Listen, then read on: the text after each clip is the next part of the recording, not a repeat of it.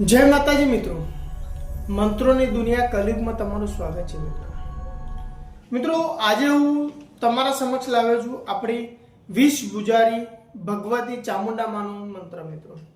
અને આ એક સાબર મંત્ર છે જેના વિશે આપણે વાત કરવાના છીએ મિત્રો. જે કલયુગમાં અત્યારે વિષ ગુજારી તરીકે પૂજાતી માં ચામુંડા મિત્રો, એની આપણે વાત કરવાના છીએ મિત્રો. આ એક શક્તિ છે મિત્રો, એક દુર્ગાનો અવતાર છે મિત્રો. કે તમે જાણતા હશો કે બ્રહ્મા, વિષ્ણુ અને શિવ એ પોતે શક્તિની ઉપાસના કરે છે અને જેના કારણે ત્રિનેત્રની શ્રેણીમાં આવ્યા છે મિત્રો.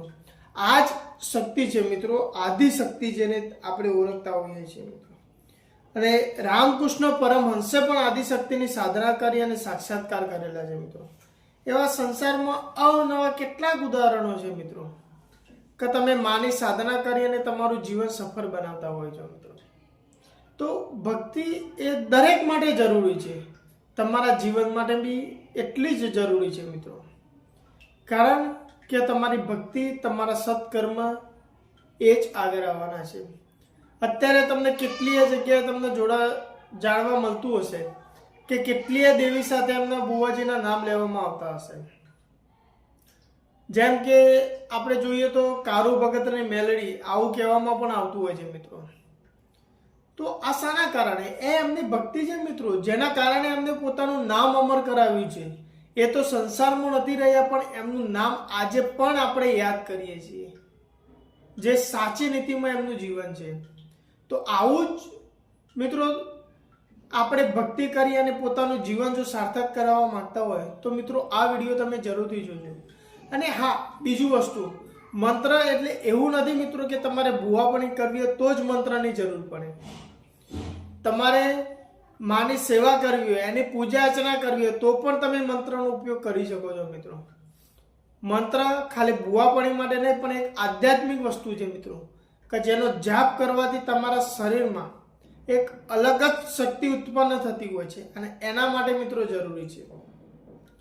તો મિત્રો આજે હું તમને માં ચામુંડનો મંત્ર આપું એ પહેલાં આપણે થોડી જોઈએ કે એને કઈ રીતના એની સાધના કરવાની હોય છે. તો મિત્રો પહેલી વાત તો પૂર્વ દિશા તરફ આપણે મોં રાખવાનું છે, એટલે કે મોઢું પૂર્વ દિશા તરફ રાખવાનું છે. આ આપણે ઘરમાં પૂજા કરતા હોય તો એના માટેની વાત છે. પછી મિત્રો એક બાજુ ઉપર છે ને માતાજીનું એક બાજુ ઉપર શુદ્ધ કપડું પાથરવાનું રહેશે અને એના ઉપર આપણે માતાજીની મૂર્તિ અથવા તો એની પ્રાણ પ્રતિષ્ઠા યંત્ર જે આવે છે એની સ્થાપના કરી અને પછી અખંડ દીવો સળગાવવાનો અને એના પછી કોઈ પણ રંગનું ઊન હોય અથવા તો સૂતરનું આસન હોય તો એ પાથરી અને આપણે એની ઉપર બેસવાનું હોય છે. અને એના પછી આપણે જે રક્ષા આસનનો મંત્ર આવતો હોય છે એની 5 માળા કરવાની હોય છે મિત્રો. આ રક્ષા આસન જો મંત્રથી તમે માળા કરો છો તો એ ખૂબ જ ઉપયોગી આવતી હોય છે મિત્રો.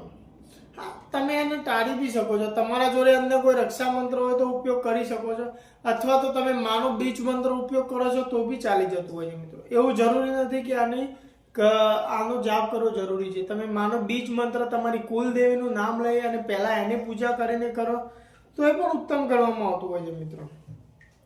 અને જો તમારા જોડે શરીરનો રક્ષા મંત્ર હોય તો શરીરનો રક્ષા મંત્ર તમે જાપ કરી અને પછી આગળની વિધિ તમે કરી શકો છો. અને જો તમારે એવો જ શરીરનો રક્ષા મંત્ર જોતો હોય તો મારા વિડીયોમાં પણ આપેલું છે, જેની લિંક હું મારા ડિસ્ક્રિપ્શનની અંદર આપી રહ્યો છું મિત્રો.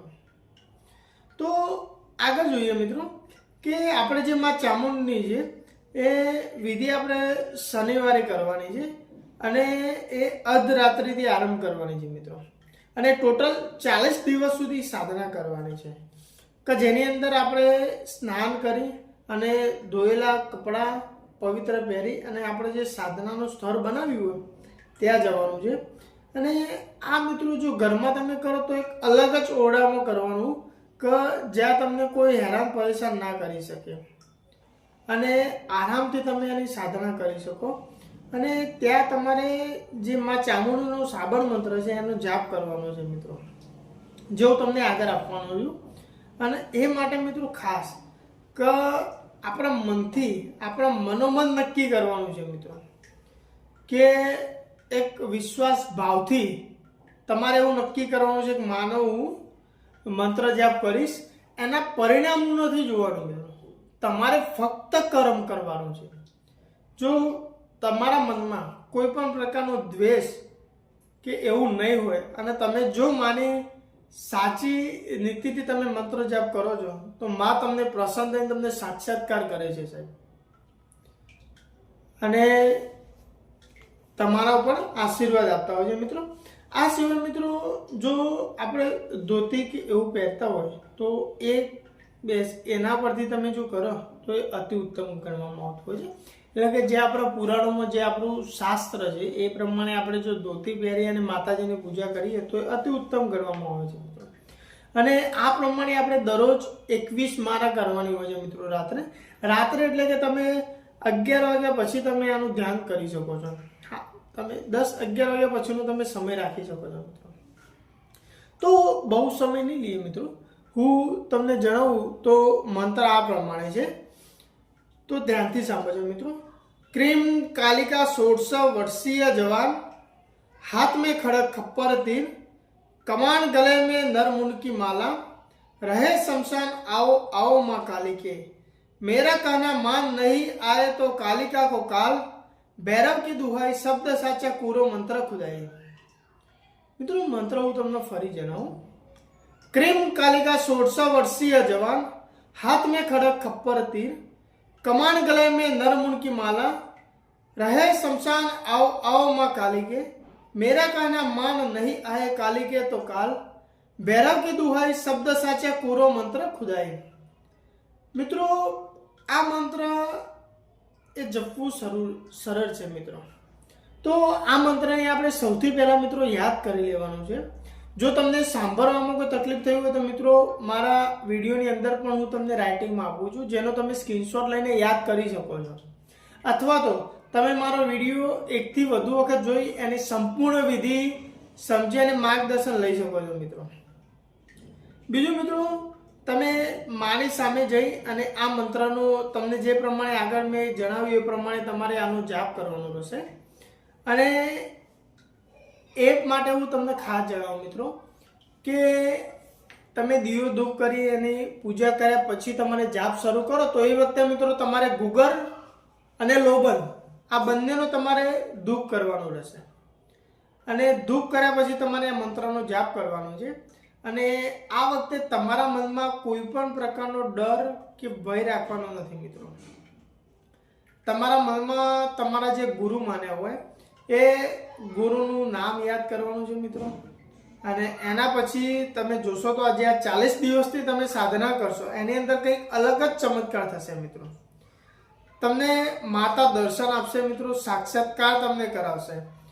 તમારા અંતર્મનથી જો તમે આને સાચી રીતે ભક્તિ કરશો તો તમને સપનામાં અથવા તો પ્રત્યક્ષ રીતે તમને દર્શન આપશે મિત્રો. એક ખાસ ધ્યાન રાખો મિત્રો. અને બીજું કે જો આ વિશે તમે કોઈ અલગથી જાણકારી તમારા ગુરુ અથવા તો તમારા આચાર્ય પાસેથી લઈને તમે જો કરો છો તો અતિ ઉત્તમ ગણવામાં આવતું હોય છે મિત્રો. કારણ કે દરેક મંત્રને મિત્રો તમે તમારા ગુરુ અથવા તો આચાર્ય પાસેથી માહિતી લઈને કરો તો એમના માર્ગદર્શન પ્રમાણે કરો તો તમારાથી જે થતી ભૂલ હોય છે દૂર થતી હોય છે. બીજું મિત્રો હું તમને જણાવું કે આ મંત્રની સાધના એ માં ચામુંડને પ્રસન્ન કરવા માટેની છે, જેના કારણે તમે માં ચામુંડને પ્રસન્ન કરી એના જોડેથી વચન લઈ શકો છો અને તમે સારા એવા કાર્ય કરી શકો છો. કોઈ પણ જો તમારે ભૂવાપણી કરવી હોય તો પણ તમે કરી શકો છો, અથવા તો તમારે ખાલી માને પ્રસન્ન રાખીને તમારા જીવનમાં તમારો કાર્યો કરવા હોય તો પણ કરી શકો છો. એ સિવાય બીજું જો મિત્રો તમે આ પ્રમાણે તમે માને પૂજા કરો છો તો પૂજાની અંદર તમારે એનો બીજ મંત્રનો સમાવેશ કરવાનો રહેશે. જેમ કે બીજ મંત્ર આ પ્રમાણે છે: હોમ ક્લીમ ચામુંડાય વિચ્છે, હોમ ક્લીમ ચામુંડાય વિચ્છે. આ મિત્રો આપણે ચામુંડમાનો બીજ મંત્ર છે. અને બીજ મંત્ર વિશે તો મેં તમને અગાઉના વિડીયોમાં બહુ બધી માહિતી આપેલી છે મિત્રો, કે બીજ મંત્રમાં જ શક્તિ રહેલી છે. અને જે તમે તમારે જો પૂજામાં તમે ઉપયોગ કરો છો તો એના કારણે તમારી પૂજા સફળ થતી હોય છે અને માં તમારી પ્રસન્ન થતી હોય છે, જેના કારણે તમારા દરેક કાર્યો કરતી હોય છે, તમારા વિઘ્નોને દૂર કરતી હોય છે મિત્રો.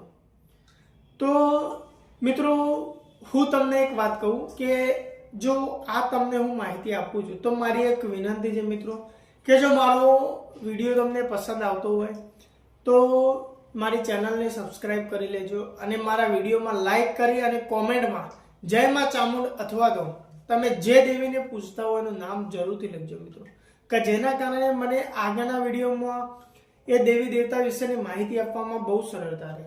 આપણે મિત્રો આ કલયુગમાં જેમ જેમ લોકો આધ્યાત્મિક ભૂલતા રહ્યા છે ત્યારે આપણે એમને જણાવવાનું છે કે મંત્ર શું છે, એનામાં શું શક્તિ રહેલી છે અને એ આપણા જીવનમાં કેટલો ઉપયોગી છે મિત્રો. તો મિત્રો આ પ્રમાણે તમે માં ચામુંડની સાધના કરી શકો છો, જે તમે માં ચામુંડને મંદિરમાં તમે કરી શકો છો અથવા તો તમારા ઘરમાં કોઈ પવિત્ર જગ્યા તમે રાખ્યો તો ત્યાં પણ તમે કરી શકો છો. જેમ કે જો મંદિરમાં કરો તો અતિ ઉત્તમ ગણવામાં આવે છે. તમે રાતના 10 થી 11 વાગ્યાના સમયમાં તમે એની સાધના કરી શકો છો, અથવા તો જો તમે તમારા ઘરમાં એની સાધના કરવા માંગતા હોય તો તમારા ઘરમાં તમે એક જ ખૂણામાં તમારે એક પવિત્ર સ્થાન બનીને તમે કરી શકો છો. અને આ મિત્રો વખતે ખાસ ધ્યાન રાખો કે માતાજીને આપણે જમાડવાની હોય છે, જે કોઈ પણ તમે મીઠાઈ કે એવું આપીને તમે જમાડી શકો છો.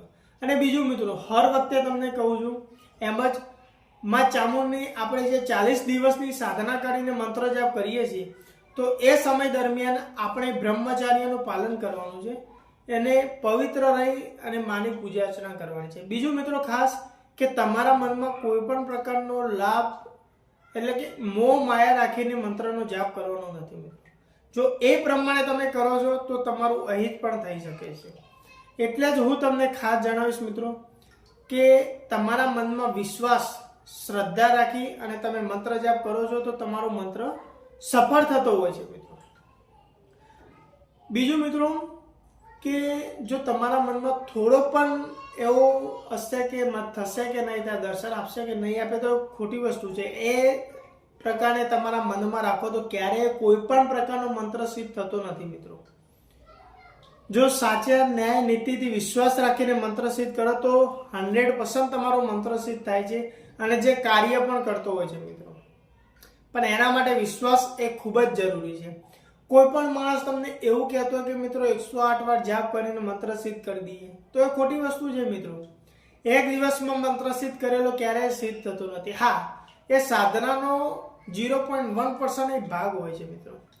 પણ જો તમે સંપૂર્ણ સાધના કરો છો એટલે કે સંપૂર્ણ એના નિયમથી 21 દિવસની હોય, 41 દિવસની હોય, 40 દિવસની હોય, 11 દિવસની હોય, તો એ સાધના તમે પૂર્ણ કરો છો તો તમારી સાધના સફળ થતી હોય છે અને જેમનાથી તમે સારી એવો શક્તિ તમને પ્રાપ્ત થતી હોય છે મિત્રો. અત્યારના જે ઋષિ મુનિઓ છે જે આપણે અઘોરી કહેતા હોઈએ છીએ મિત્રો, એ કેમ કાર્ય કરે છે તો મિત્રો એમના મનમાં કોઈ પણ પ્રકારનો સ્વાર્થ લોભ નથી મિત્રો. એમને પણ મંત્ર જાપ કર્યા છે ત્યારે જ એમના જોડે મિત્રો શક્તિ છે. તો આવી શક્તિ તમે મેળવી શકો છો મિત્રો. તો બસ મિત્રો આજે હું આટલું જ કહીશ, પણ એકવાર મિત્રો મારી સાથે જરૂરથી બોલજો, હે મારી ગઢ પાવાની કારકા, હે મારી ચામુંડ, જય હો માતા. તો મિત્રો મળીએ નવા વિડીયોમાં આપણે નવી વાત સાથે. પણ એ પહેલાં મારી એક વિનંતી છે કે જો મારી ચેનલ ઉપર તમે નવા છો તો સબસ્ક્રાઈબ કરવાનું મિત્રો ભૂલતા નહીં. અને જો મારો આ વિડીયો તમને પસંદ આવ્યો હોય મિત્રો તો લાઈક કોમેન્ટ કરી શેર કરવાનું ભૂલતા નહીં મિત્રો. જય માતાજી મિત્રો, જય માં ચામુંડ, જય મારી મથાની મેલડી, હર હર મહાદેવ.